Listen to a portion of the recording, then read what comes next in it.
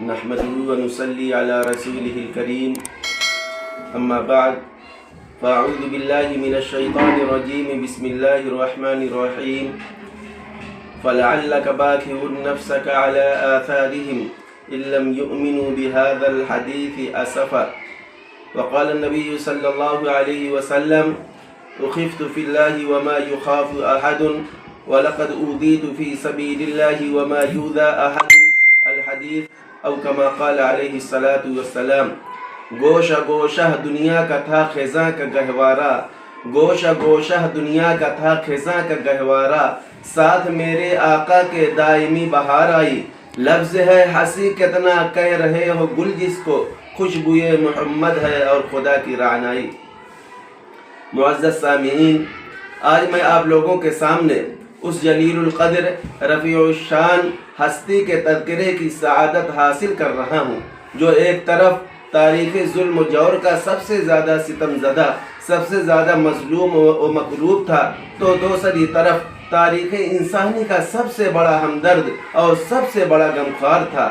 ہاں، آج میں اسی محسن آدم کی داستان دلخراش اور قصہ دلنواز سناؤں گا. حضرات، آپ کو چھٹی صدی عیسوی یاد ہوگی. اس وقت کو یاد کیجئے جب عالم انسانیت سسک رہا تھا، گلشن ارضی ماتم کدہ بنا ہوا تھا، فضائے کائنات پر ظلم و عدوان کی تیرہ و تار گھٹاؤں کی حکمرانی تھی. ہر طرف نفرت و عداوت کے شعلے بھڑک رہے تھے، ہر سمت نفرت اور عداوت کی بازار گرم تھی.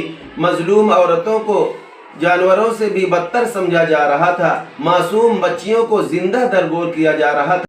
گرزے کی انسان وحشی درندہ بن چکا تھا اور انسانیت تباہی و بربادی کے آخری نشان تک پہنچ چکی تھی کہ اچانک رحمت خداوندی جوش میں آئی اور عرب کے تبتے ہوئے صحرا میں اس نبی امی کا ظہور ہوا جو سارے جہاں کا درد اپنے سینے میں سمیٹے ہوئے تھا.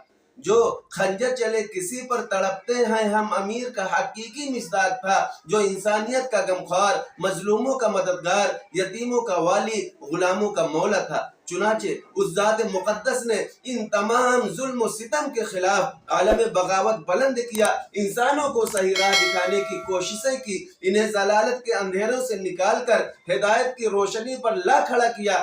زنجیر غلامی میں جگڑے ہوئے ہزاروں انسانوں کو آزادی کی فضا بخشی، تڑپتی ہوئی انسانیت کی مسیحائی کی اور مظلوم عورتوں کو باعزت مقام دیا. حضرات، ایسی مقدس ہستی، ایسی پاکیزہ ہستی، ایسی بابرکت ہستی تو اس قابل تھی کہ اسے سینے سے لگایا جاتا، اس کے مقدس پیغام کو سمجھا جاتا، مگر یہ بدباطن دنیا، انسانیت کی دشمن دنیا، ظلمت کی پرستار دنیا یہ کیوں کر برداشت کر سکتی تھی؟ اسے کیوں کر صبر ہو سکتا تھا؟ چنانچہ یہ چرخنینی فام اس بات پر شاہد و عادل ہے کہ جب انسانیت کا مسیحا، مظلوموں کا مددگار، یتیموں کا والی، غلاموں کا مولا اس جہان و رنگ بو میں جلوہ گر ہوا، اسی دم ظلم و جور اور جبر و تشدد کی آندھیاں چلنے لگی، نفرت و عداوت کے شعلے بھڑکنے لگی. ایک طرف تنہا آپ صلی اللہ علیہ وسلم کی ذات اقدس تھی تو دوسری طرف سارے شیطانی چیلے اور طاغونی لشکر تھے. یہ بدبادن کوئی بھی موقع اپنے ہاتھ سے جانے نہ دیتے تھے. ان کی ہمہ دم اور ہر وقت یہی خواہش رہتی تھی کہ آپ صلی اللہ علیہ وسلم کو کس کس طریقے سے پریشان کیا جائے، کس کس طریقے سے ستایا جائے. حضرات، اگر کوئی آج مجھ سے یہ سوال کرے کہ بتاؤ تاریخ انسانی کا سب سے بڑا ہمدرد کون تھا، کس کے سینے میں تمام انسانیت کی غمخواری بھری ہوئی تھی، تو میں کہوں گا وہ تاجدار مدینہ، فخر رسول جناب محمد رسول اللہ صلی اللہ علیہ وسلم تھے. اور اگر کوئی مجھ سے یہ سوال کرے کہ بتاؤ اس تاریخ انسانی میں، اس دنیا میں سب سے زیادہ کس کو ستایا گیا، تو میں کہوں گا کہ وہ ہمارے آقا و مولا تاجدار مدینہ فخر رسول جناب محمد رسول اللہ صلی اللہ علیہ وسلم ہے، کیونکہ ہمارے پاس اس کے شواہد اور دلائل موجود ہیں.